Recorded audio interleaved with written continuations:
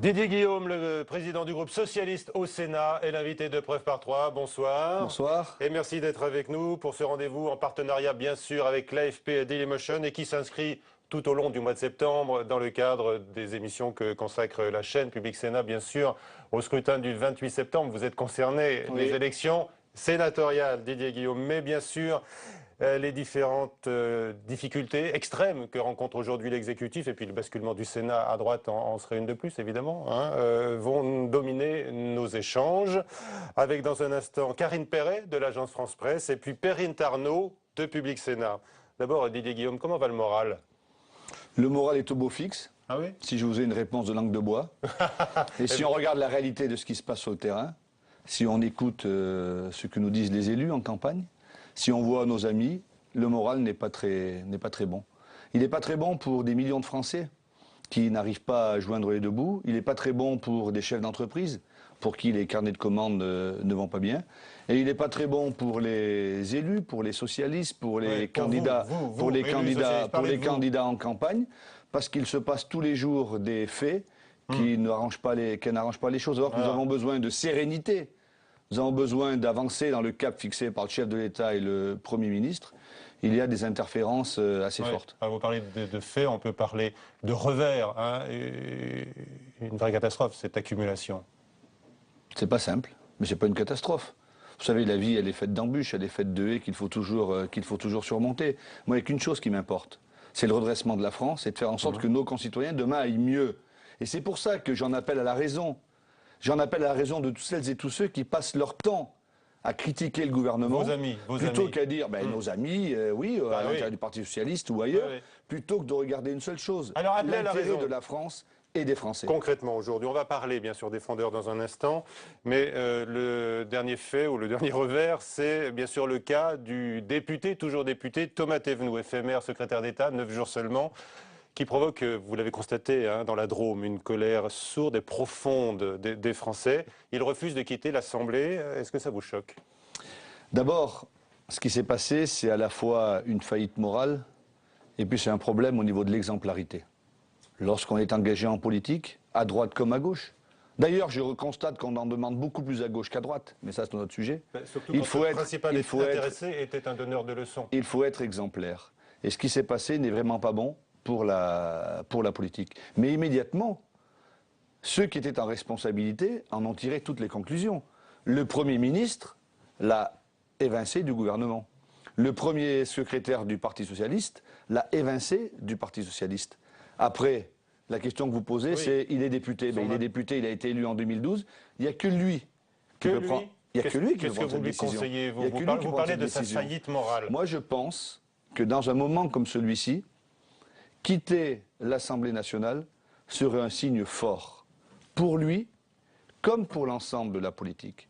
Mais en même temps, il a été élu député démocratiquement, comme beaucoup d'autres. Vous lui donnez raison quand il dit, par exemple, dans une déclaration écrite à l'AFP, je viens de vous répondre. Ce sont les électeurs qui devront juger en 2017. Je viens de vous répondre, vous lui dites de partir. Je ne lui dis pas de partir. Ce n'est pas mon rôle. Je n'ai pas donné de leçon. Il est député, je ne suis pas député. Je dis simplement que parfois, il faut prendre des décisions personnelles qui grandissent et que l'on retrouvera après.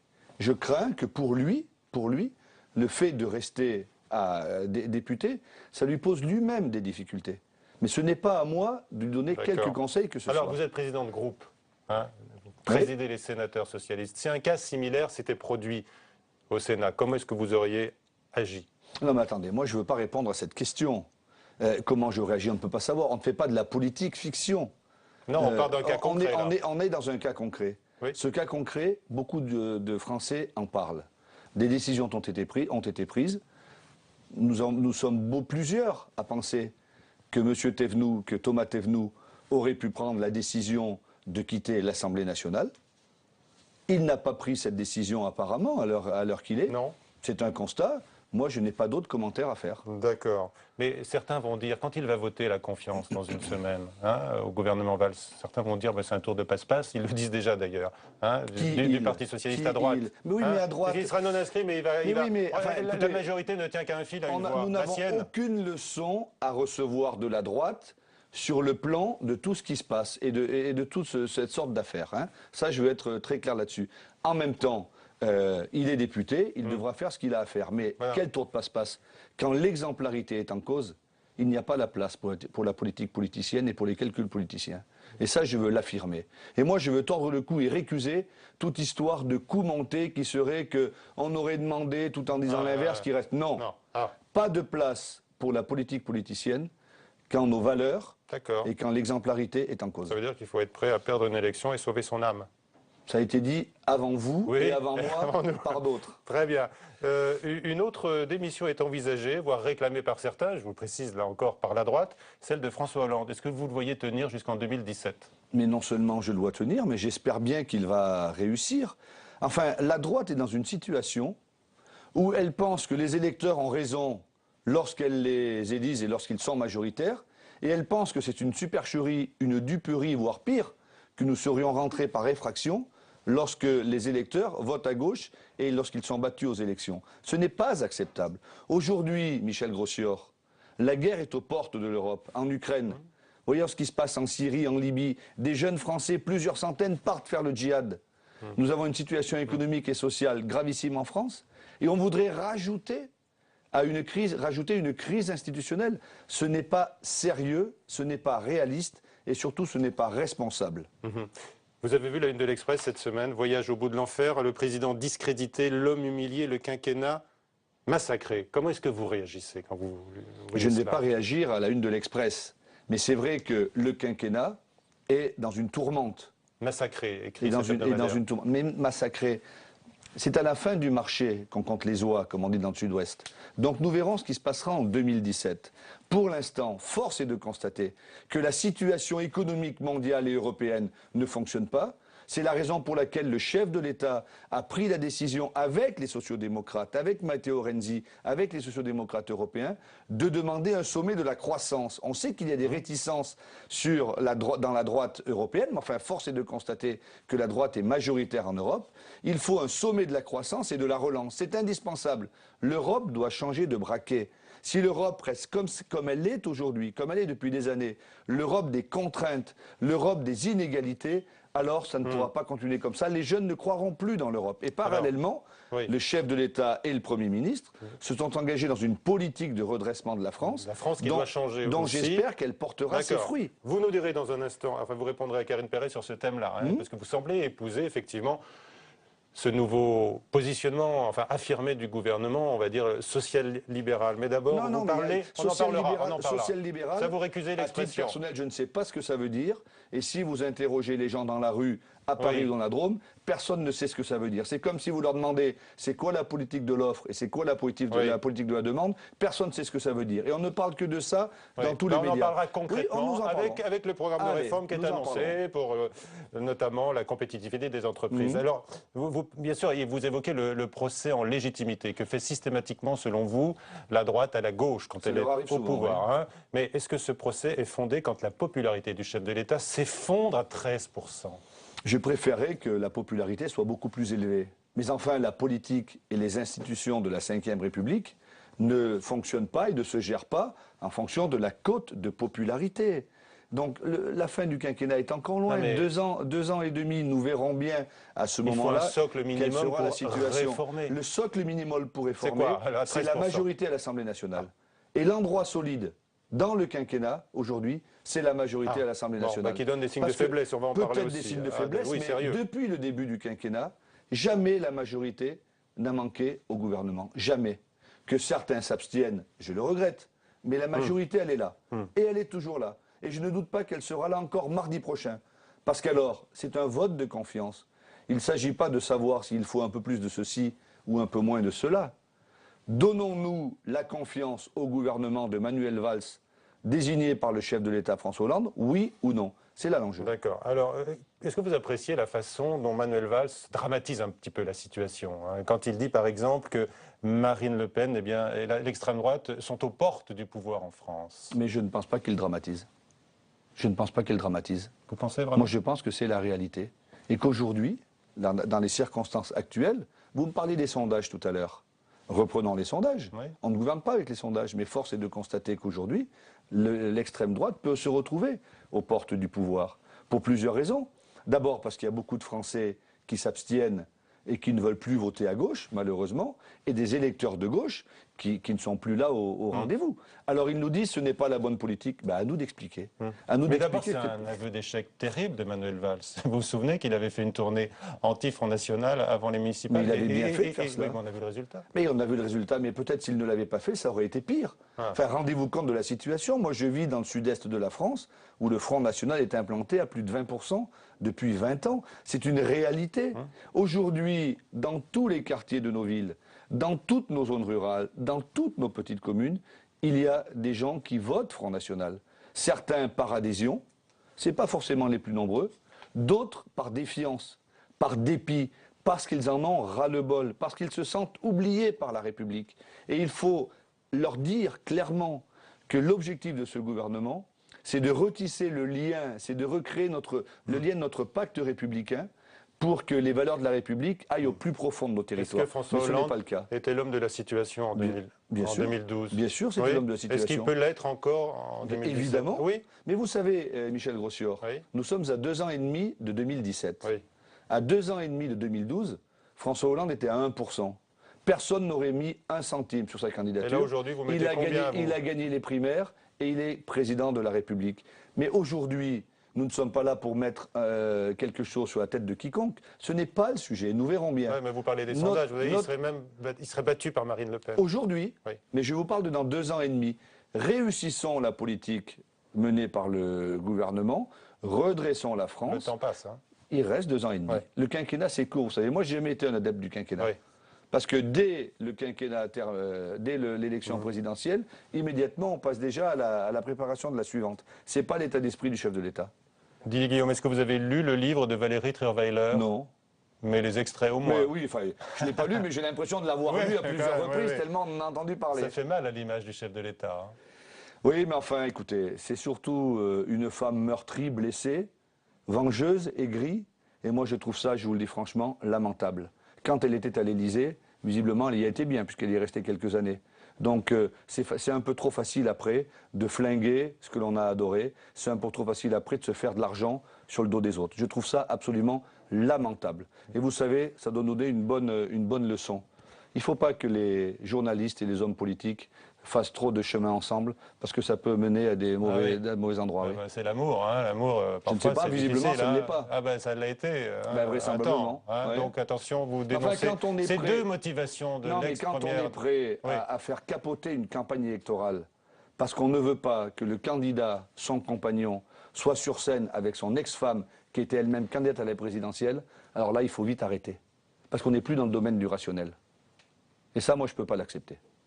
Alors, on l'a dit, dans une semaine, Manuel Valls saura s'il obtient la confiance des députés. Vous n'avez donc aucun doute. J'espère, en tout cas, que ce sera le cas. Quand même, les frondeurs envisagent une abstention collective. Et puis, Martine Aubry est en veille. Vous allez donc répondre à toutes ces questions en répondant dans un instant à Karine Perret de l'AFP.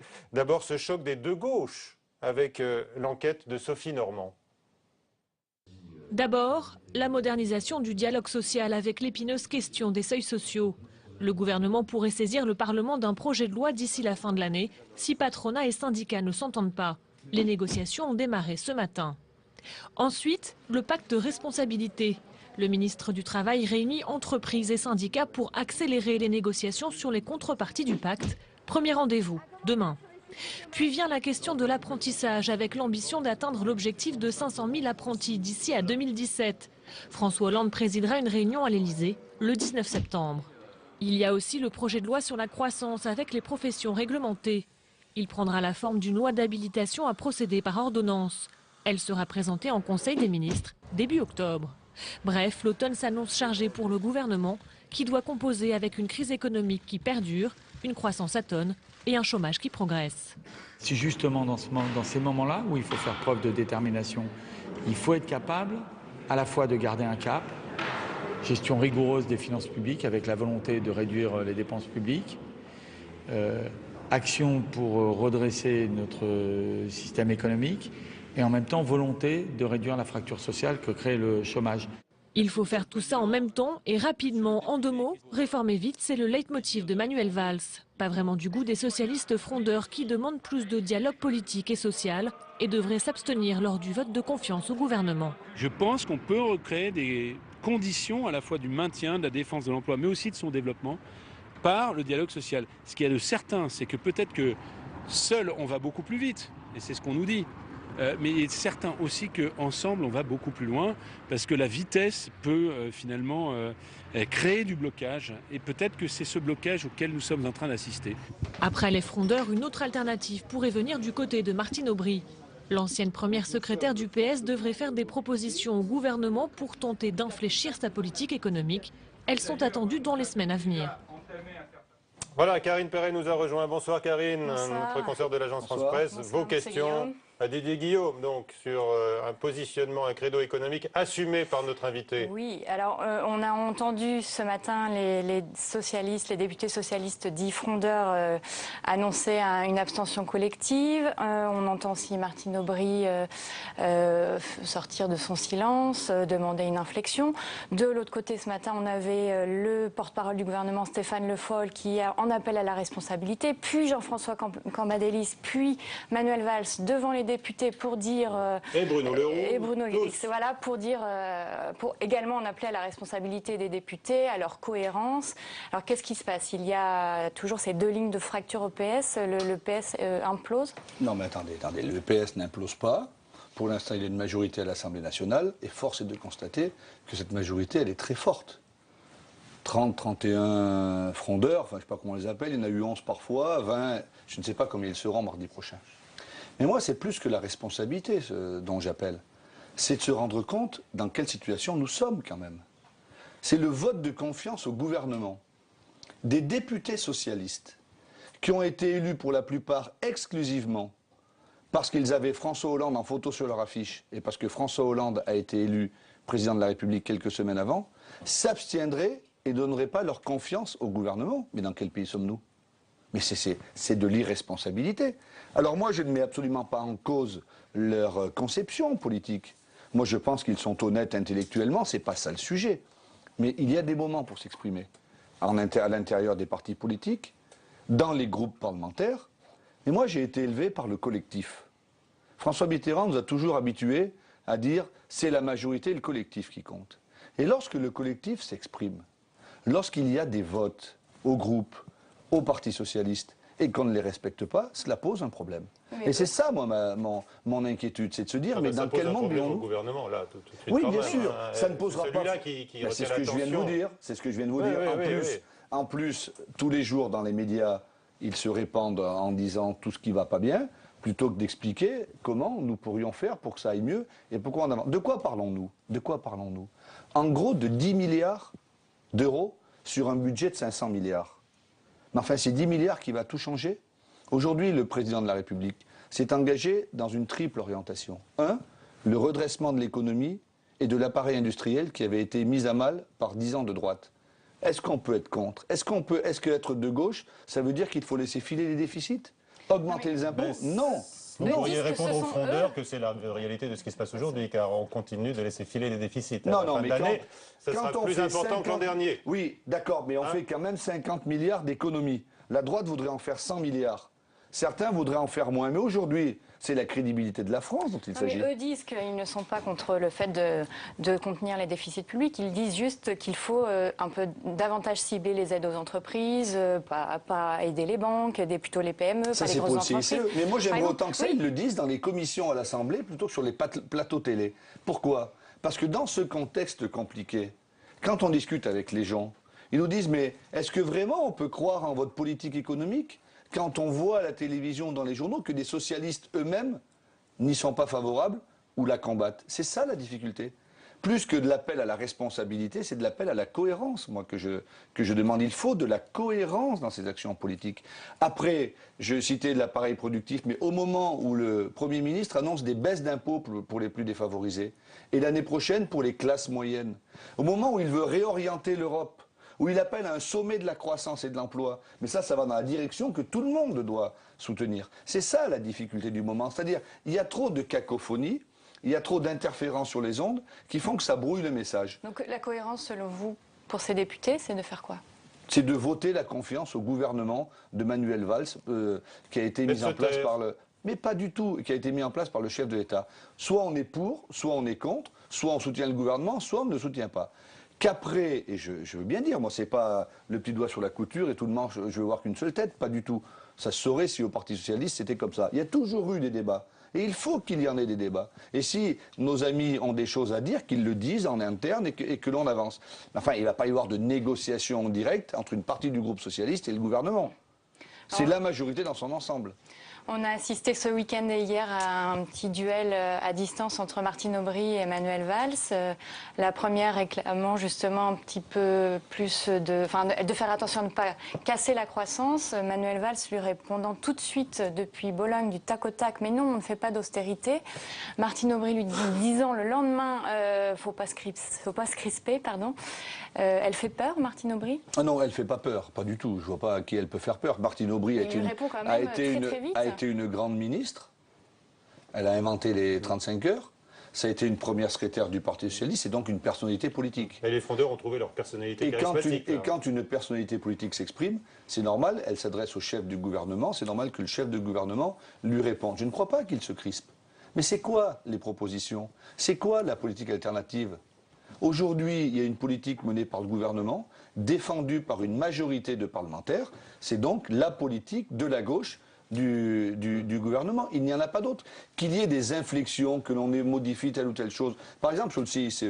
Moi, je suis un défenseur du crédit d'impôt compétitivité emploi. Dans mon département, je crois vous l'avoir déjà dit, j'ai plein d'entreprises qui me disent, mais grâce au CICE, grâce aux 5 000 € que j'ai touchés de crédit d'impôt, grâce aux 10 000 €, j'ai pu acheter une machine, j'ai pu maintenir de l'emploi. C'est très important. Et oui, mais ça arrivera, il faut du temps, ça c'est pas tout de suite. Il faut du temps, mais par contre, mais bien sûr. Et donc il y a en ce moment ou demain au ministère avec François Rebsamen les négociations de branches. Mais moi je suis. Pour l'instant, il n'y a qu'une seule branche oui, qui a signé un accord. On va avancer. Oui, mais il faut aussi que le MEDEF, il faut aussi que les patrons qui réclament des choses s'y mettent. Il faut du patriotisme. Je vais vous dire moi. Aujourd'hui, il manque du patriotisme. Du patriotisme tout simple, mais du patriotisme économique. Donc ça, c'est quelque chose de très important. Mais sur le CICE, demain, il faudra qu'il y ait des évolutions. Moi, je pense qu'il faut qu'il y ait un plafond au CICE. On ne peut pas donner au prorata comme cela, il faut qu'il y ait un plafond. Et peut-être qu'il faut que l'on regarde certaines entreprises qui sont un peu moins qui ne sont pas sur le champ concurrentiel. Il faut réorienter des choses. Mais la ligne. C'est-à-dire au-delà duquel on plafonne à X milliers d'euros, on ne peut pas aller plus haut. J'ai entendu qu'il y avait des CICE à plusieurs centaines de milliers d'euros. Pour la grande distribution, voilà, par exemple. Ça ne me convient pas. Ça ne me convient pas. Qu'on aide la grande distribution comme les autres entreprises, elles en ont besoin. Il y a aussi des salariés non qualifiés, bien souvent qu'ils prennent, et heureusement qu'ils sont là, mais qu'on mette un plafond. Tout ça, mais discutons-en en interne. Il n'y a pas besoin de faire une conférence de presse. Ben, je l'espère. Je l'espère. Je ne sais pas si c'est dans les tuyaux, mais je l'espère. En tout cas, je pousse cette Vous avez idée. cité votre ami François Rebsamen, ministre du Travail. Est-ce que, selon vous, il a commis une faute politique en parlant de mieux contrôler les chômeurs? Non. Il n'a pas commis de faute politique. Le moment n'était peut-être pas opportun. Mais moi, j'ai réécouté son interview sur la chaîne d'info dans laquelle il n'a pas dit qu'il faut contrôler les chômeurs comme ça. Il a fait tout un développement. Et aujourd'hui, c'est quand même pas un gros mot de dire qu'il faut contrôler les chômeurs. Mais c'est pas ça notre politique. Notre politique, c'est une politique de l'emploi. Ça, c'est epsilon, c'est quelques pourcents. Bien sûr, mais la plupart des chômeurs. Ce sont des symboles sensibles. Non, mais la plupart des à gauche, comme par exemple les 35 heures. Il n'y a pas de symbole sensible. Aujourd'hui, il n'y a pas de symbole sensible. Il y a des symboles. Tous les symboles sont sensibles. Il n'y en a pas certains ou pas d'autres. Je crois que sur ce sujet-là, des chômeurs, peut-être ne fallait-il pas le faire à ce moment-là. Mais enfin, il peut quand même bien dire que ça peut arriver, mais c'est pas ça la politique. Mais on l'attend surtout sur la création d'emplois d'abord. Mais bien sûr, mais il en a parlé avant. Il faut se légitimer. Mais il en a parlé avant. Mais c'est pas François Rebsamen qui va créer les emplois. Il faut que l'économie reparte, que les entreprises aient des carnets de commandes un peu plus chargés qu'elles n'ont aujourd'hui. C'est ça l'objectif. Donc ce n'est pas une faute ce qu'il a dit. Ce n'est pas une faute. Mais il ne faut pas non plus en rajouter en disant la politique du gouvernement, c'est de contrôler les chômeurs. Non. Parce que je ne connais pas des chômeurs qui se complaisent à rester au chômage. Vous avez dit tout à l'heure, je ne suis pas social-libérale. Est-ce que pour vous, dire que le droit des salariés est important dans la compétitivité, comme le soutient le ministre de l'économie et le Premier ministre, comme ils le disent, est-ce que pour vous c'est... Oui. Mais le droit des salariés est essentiel. Notre objectif, la gauche... Est-ce que c'est un élément... Non, c'est pas ça. Est-ce que c'est un élément à prendre en compte dans la compétitivité des entreprises? Est-ce que parfois les droits des salariés, tels qu'ils sont prévus dans le Code du travail, pèsent sur la compétitivité des entreprises? C'est ce que dit effectivement le nouveau ministre de l'économie. Non, mais le nouveau ministre de l'économie, il est dans un gouvernement et celui qui fixe la ligne, c'est le Premier ministre, sous l'autorité du chef de l'État. Moi, je pense que les droits ont été conquis. Dit la même chose devant le MEDEF, les droits ont été conquis depuis des années. Et ces droits, nous devons les protéger. Si la gauche ne protège pas le droit des salariés, si la gauche ne protège pas les salariés, ceux qui souffrent, les classes populaires, personne d'autre ne le fera. Par contre, si dans un débat national, social, et moi j'y suis très ouvert, on peut faire en sorte que le droit des salariés soit maintenu, voire même augmenté dans certaines branches. Mais que parallèlement, puisque c'était votre question, certains seuils doivent évoluer, est-ce que c'est un drame de l'aborder? Est-ce qu'il y aurait des questions en démocratie qui ne seraient interdites de poser? Y aurait-il un ordre établi qui dirait, voilà, vous êtes de gauche, vous pouvez parler de ça, mais pas de cela? Non, je le récuse. Moi, je ne sais pas ce que c'est être social-libéral. Moi, je suis de gauche, je suis socialiste. Face au réel, finalement. Oui, mais moi, je suis contre tous les dogmatismes. C'est le pragmatisme qui compte, mais en fonction de nos valeurs. Nos valeurs, c'est la défense d'un modèle social. Et ce modèle social qui a pu être mis à mal pendant des années, nous voulons le conserver, ce modèle social. Celui qui est issu du Conseil national de la résistance et celui qui a été acquis tous les droits sociaux, à part l'IVG, Simone Veil. Tous les droits sociaux de ces 50 dernières années l'ont été lorsque la gauche était au pouvoir. Et donc, ce n'est pas la gauche qui va les détricoter. Par contre, il faut s'adapter au temps. 1981, 1997, 2014, nous ne sommes pas dans la même situation. La présidente des jeunes socialistes à La Rochelle, en clôture de l'université d'été fin août, a dit, justement, devant le Premier ministre, les électeurs de gauche de François Hollande, en 2012, ne se retrouvent plus dans la politique qui est menée. Oui, enfin...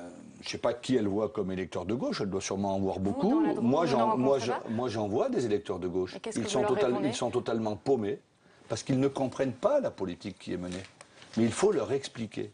Et malheureusement, parce que la gauche et les socialistes, peut-être par fainéantise intellectuelle, ont arrêté de mener ce travail d'explication indispensable, alors nous n'avons plus de relais sur le terrain.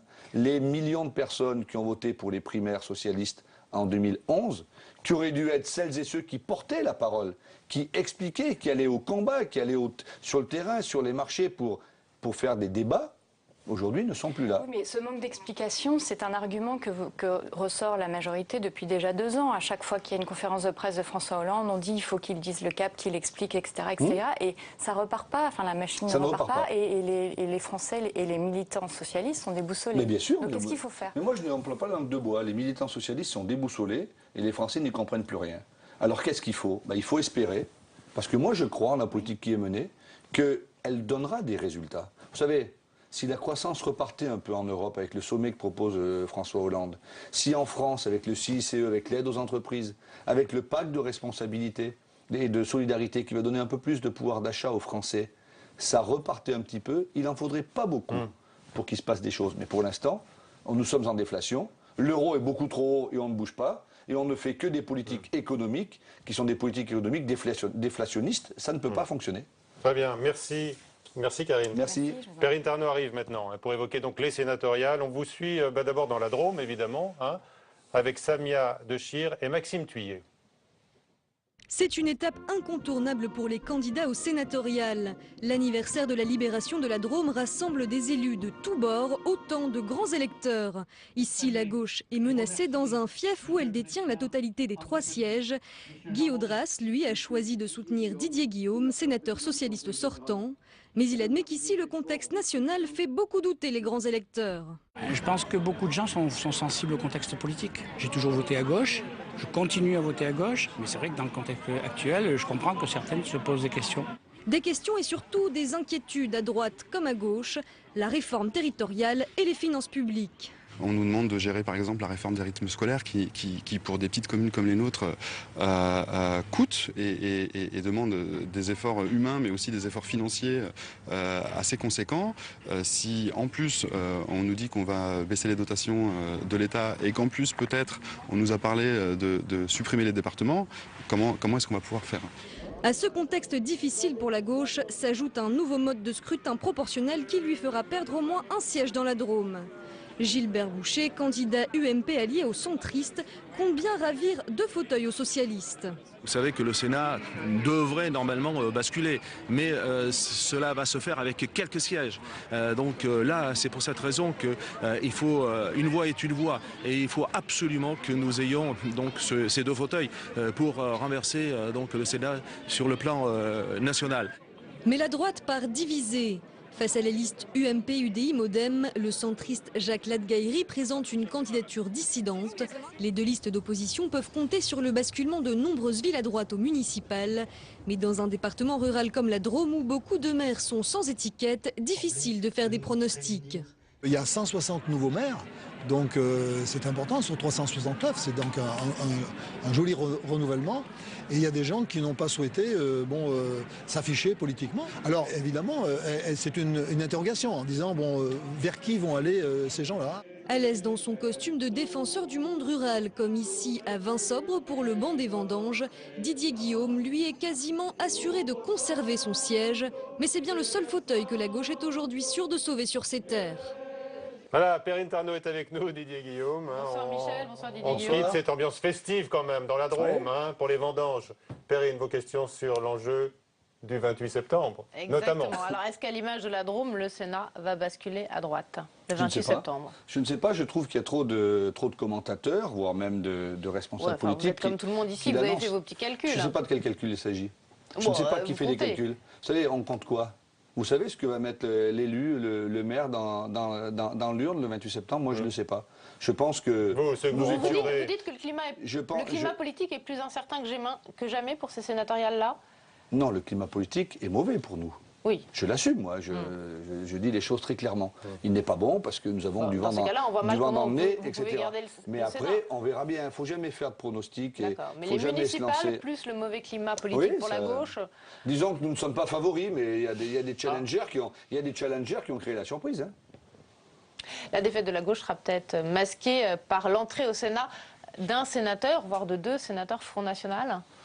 Là encore, c'est difficile à dire, c'est possible. Vous ne diriez pas, pour paraphraser Manuel Valls, que le Front National est aux portes du Sénat? Mais le Front National peut entrer au Sénat.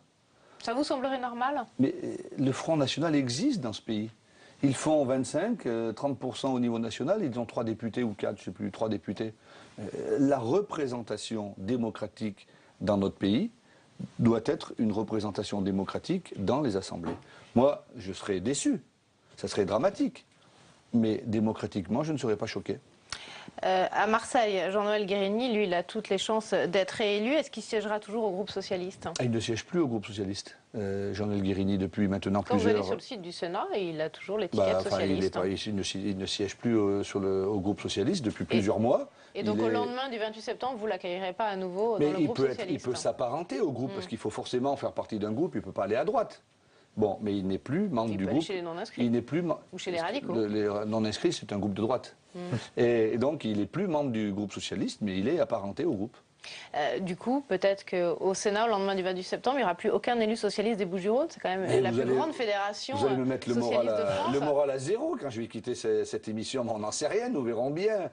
Pour l'instant, la campagne, se fait. Samia Ghali, qui est la candidate socialiste dans les Bouches-du-Rhône, elle est très mal partie. Je ne sais pas, vous avez plus d'informations que moi. Samia Ghali est tête de liste, elle est à la tête d'une liste elle fait son travail. On sait que c'est difficile, nous avons perdu beaucoup de municipalités. Et dans les grands départements, c'est ça la différence avec un département comme le mien, par exemple, comme la Drôme. Dans les grands départements, le poids des villes, il compte énormément. Donc Marseille, Aix-en-Provence et quelques autres, ça compte beaucoup. Donc il y a un stock, entre guillemets, de grands électeurs de droite et d'extrême droite qui est là. C'est votre réforme qui vous revient comme un boomerang? Quelle réforme? La réforme électorale. pour les sénateurs. Non, ça n'a pas changé. Là. Le département des Bouches-du-Rhône était déjà le poids plus grand donné aux grandes villes. Ah ben oui, bien sûr. Mais, vous savez, on ne fait pas de réforme en fonction de l'élection qui suit. C'est la réalité. Oui, mais c'est normal.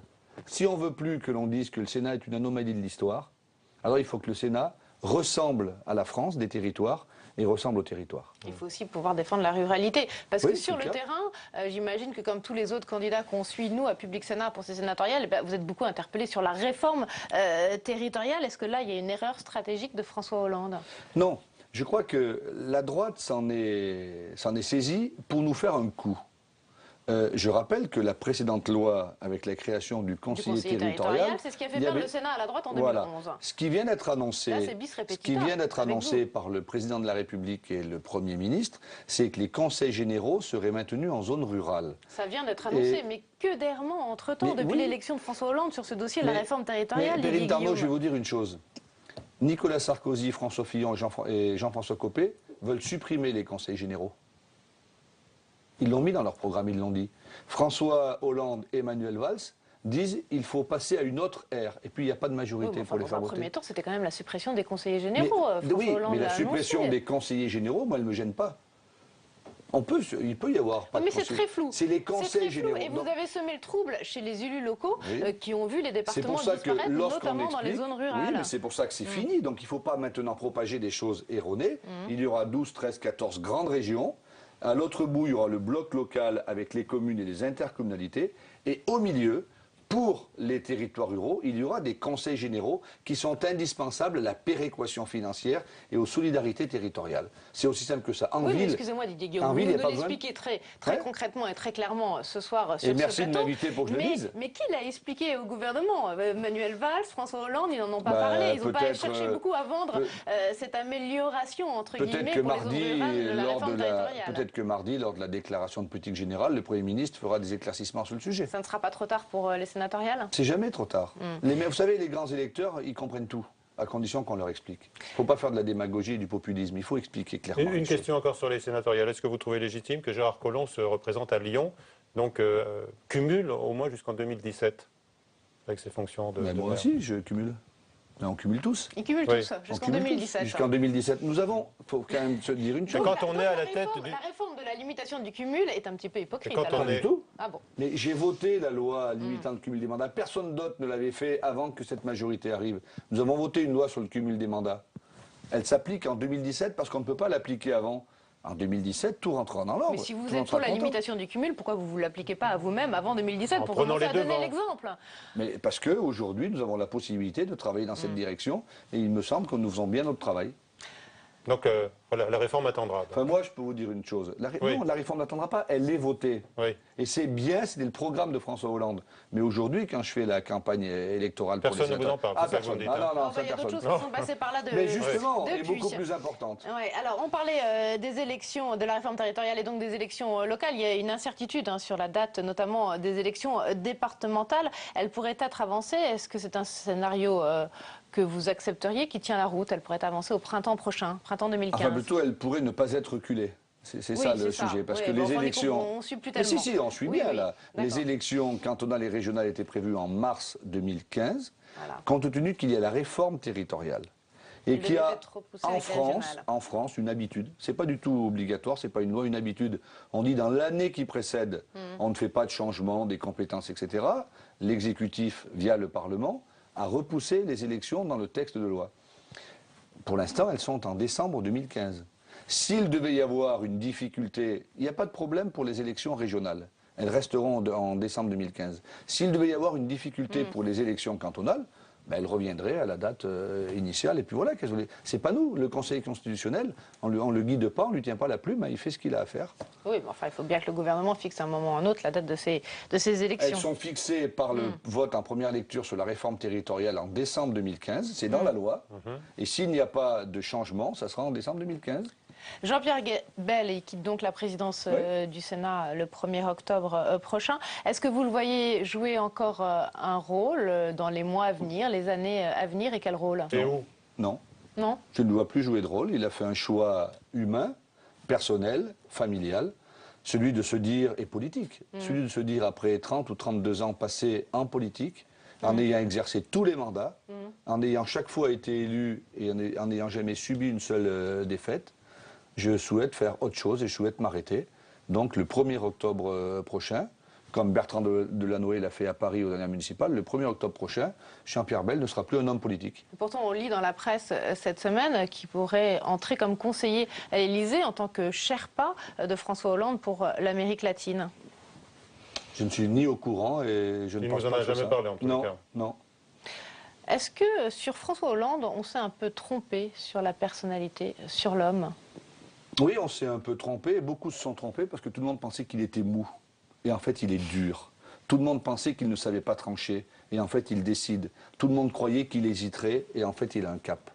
Malgré les difficultés. Et tout le monde pensait qu'il était sympa et en fait, il n'a pas d'affect. Oui, mais ça c'est tout simplement parce que vous lisez trop les livres qui sont à succès actuellement. Et je vous dis ce que j'en pensais. Aujourd'hui, François Hollande, il est investi d'une mission. Cette mission, c'est d'essayer d'assurer avec d'autres la paix dans le monde et la prospérité en Europe et de changer le quotidien de nos concitoyens. Cette tâche, elle est terrible, comme jamais. Jamais la situation n'a été comme celle-là. Même en 2008, avec la crise, il n'y avait pas tous les problèmes internationaux. Et si d'ailleurs on avait mieux géré la Libye sous le précédent quinquennat, on ne serait peut-être pas obligé de nous en occuper encore maintenant. La situation est gravissime. C'est pour ça que dans cette situation où la guerre gronde aux portes de la France et de l'Europe, où il y a un pays à redresser, je crois qu'il est temps que tout le monde se rassemble dans cette direction. Vous êtes un proche de François Hollande, hein. Il arrive à vous masquer, à vous aussi, son trouble, ses difficultés. Je ne pense pas qu'il soit troublé, mais il ne masque pas les difficultés, il le dit, et il le dira peut-être encore lors de la conférence de presse dans les jours qui viennent. Il y a des difficultés. Il en a conscience, mais son rôle, c'est de je veux dire, c'est sur l'aspect ébranlé de l'homme. Mais ça ne compte pas. Ah. Ça ne compte pas. En politique, on n'est pas là pour montrer ses sentiments. On est là pour avancer. On n'est pas élu pour faire du people, on n'est pas élu il les masque aussi, ses sentiments profonds? Mais oui, bien sûr. Ah oui. Mais bien sûr. Il dit ses inquiétudes. Il dit les craintes ce qu'il y a sur la politique internationale, sur ce qui se passe en France. On parle de lui, là. Hein. Mais non, mais bien sûr que non. Mais enfin, son procès en légitimité, ce qu'on disait au début de l'émission. Mais le procès en légitimité, en illégitimité, il est fait par les adversaires politiques qui n'ont jamais accepté son élection démocratique. Nous ne sommes pas dans cette situation-là. Et nous ne sommes pas là pour l'affect. François Hollande est le chef de l'État. C'est un ami, mais avant tout, depuis le 6 mai 2012, c'est le chef de l'État. Donc ce n'est plus la même chose. Et donc il est là pour travailler dans l'intérêt de la France. Et c'est ce qu'il fait. Et pas pour son intérêt. Et vous, Didier Guillaume, on vous voit combatif dans cette émission, mais peut-être un petit peu moins que d'habitude. Est-ce que vous êtes ébranlé, touché par la situation actuelle qui est quand même difficile, que ce soit au niveau national ou sur le terrain? Je suis très inquiet, mais je ne suis pas pessimiste. Je suis très inquiet parce que je vois ce qui se passe dans le pays, je vois ce qui se passe dans ma région, dans mon département, je vois ce qui se passe à côté, et je me dis quand même, quoi, on pourrait se passer de tout un tas de choses annexes qui brouillent l'image. On pourrait se passer de ces débats internes incessants depuis des semaines pour savoir ce qu'on devrait faire ou pas, plutôt que de se concentrer sur la réussite. Mais je ne suis pas pessimiste, parce que lorsqu'on est un responsable politique, lorsqu'on est président d'un groupe parlementaire, on ne peut pas se permettre d'avoir ces réactions. On doit aller de l'avant. On doit à la fois défendre la politique, essayer de lui donner une orientation, et tout simplement de la cohérence. Il faut toujours donner du sens à la politique, toujours. Et il ne faut jamais se dire, ça va être dur, etc. Parce que si c'est dur, on rentre à la maison. Et on n'est pas là pour rentrer à la maison. On est là pour relever la maison. Très bien, relever la maison. Merci, Didier Guillaume. Merci, Perrine. Merci. Merci à tous, bonsoir, à très vite. Merci à vous.